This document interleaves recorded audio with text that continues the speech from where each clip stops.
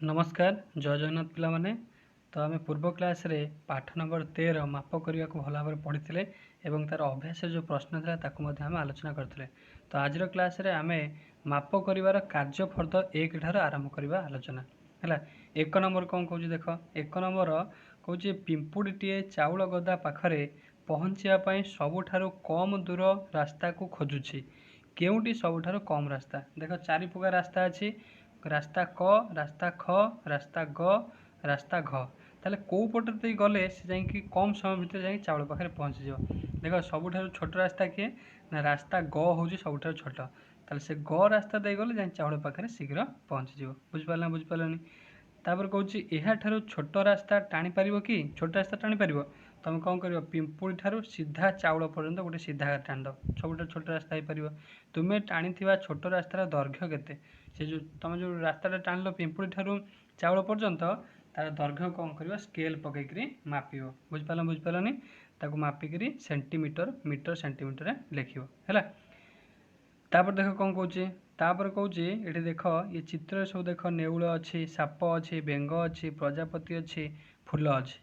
नेउल ठारू सापर दूरता के 5 मीटर, साप ठारू बेंगर दूरता हूँ 3 मीटर, आ बेंग ठारू प्रजापतिर दूरता हूँ 1 मीटर, प्रजापति ठारू फूलर दूरता हूँ 2 मीटर 40 सेंटीमीटर है। ताल देख प्रश्न कौन कौच, देख प्रश्न कौच नेउल ठारू साप डैश मीटर दूर अच्छी। नेउल ठारू साप के 5 मीटर दूर अच्छी। तापर साप ठारू बेंग डैश मीटर दूर अच्छी, साप ठारू बेंग 3 मीटर दूर अच्छी।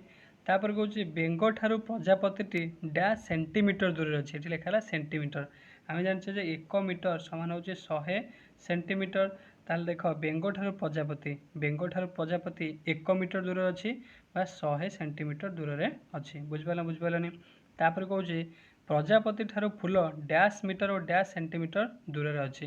ताले प्रजापति ठारू फूल देख 2 मीटर 40 सेंटीमीटर, बा तुम एमती लिखिपर 2 मीटर समान हो 200 मीटर 200 सेंटीमीटर प्लस ये हूँ 40 सेंटीमीटर। ताले के 240 सेंटीमीटर। बुझिपारा बुझिपारानी है।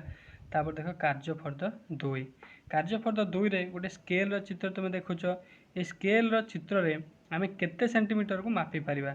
से कौच यही स्केल सर्वाधिक डैश सेंटीमीटर दैर्घ्य रेखा माप करा जाय पारिबो। ताले देख 1 ठार आरंभ हो कौट सरी ना 15 सरी, तेणुक 15 सेंटीमीटर पर्यंत आम मापी पारिबा है। तो स्केल आम कौन करिया 15 पर्यंत मापी पारिबा।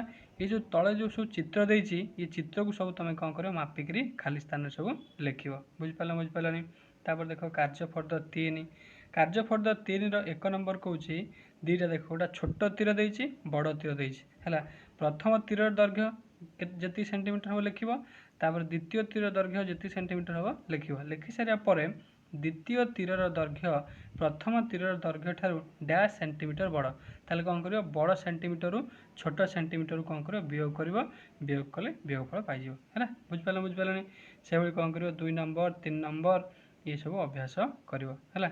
तो यहाँ आम पाठ नंबर 13 कार्यफर्द। तो नेक्स्ट क्लास रे हम पाठ नंबर 14 कार्यफर्द को आलोचना करवा।